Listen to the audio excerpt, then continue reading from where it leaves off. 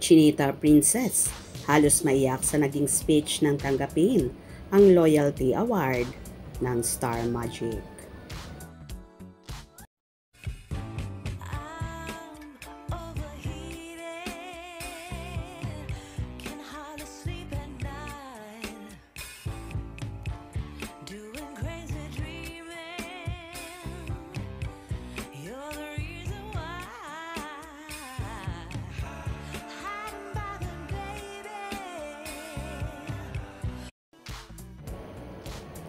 Isa nga ang multimedia idol at TV host actress na si Kim Chiu sa pinarangalan ng Star Magic ng Loyalty Award sa naganap na Star Magical Christmas, kung saan tumatakbo ang karera ni Kimi sa 2 dekada ng pamamayagpag sa naturang Kapamilya Network, simula nang manalo sa Pinoy Big Brother Teen Edition taong 2006. Heto, matagumpay at bumubulusok pa rin ang karera ng naturang actress.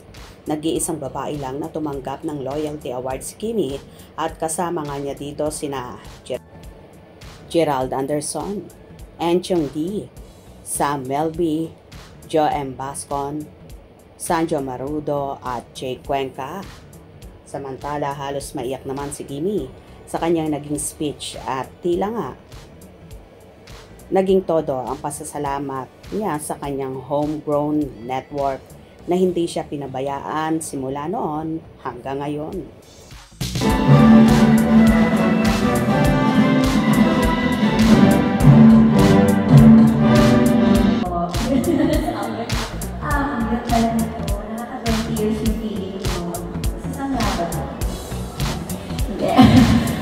First of all, maraming salamat, of course, to Star Magic for not just giving me this beautiful career, for guiding me for the entire 20 years, but for also giving me a home.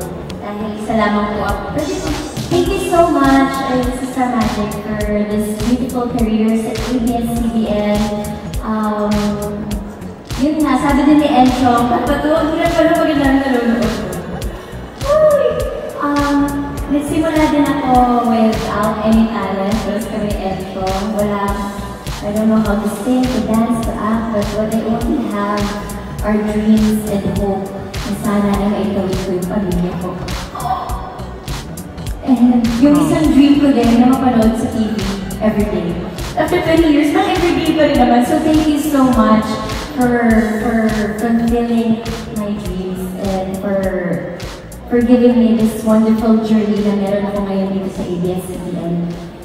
And I also learned with those 20 years is that your talent will bring you in the room and open doors for you, but your attitude will define how long those doors will stay open.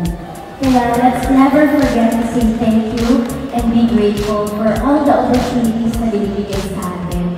Either big or small, pag pinagsama-sama mo yun, it's a dream that you never thought and your younger self will be proud of you, na masasabi niya talaga, ay, congrats self, ito na yung narating mo ngayon. So let us not forget lahat ng tumulong sa atin. Especially, I just want to thank also to all my loving support. Halos maiyak nga si Kimi sa naging speech niya, lalong higit nang mabanggit niya ang pamilya niya, na alam naman natin kung gaano kamahal ni Kimi ang pamilya niya at isa nga ito sa weakness niya. Ang isa pa sa nakaka-amaze na sinabi niya ay ang tungkol sa attitude, kung kaya naman kitang-kita natin kay Chinita Princess kung paano siya namamayagpag dahil hindi talaga nagbabago ang kanyang kabutihan ng puso at ang pagiging makapagpakumbaba.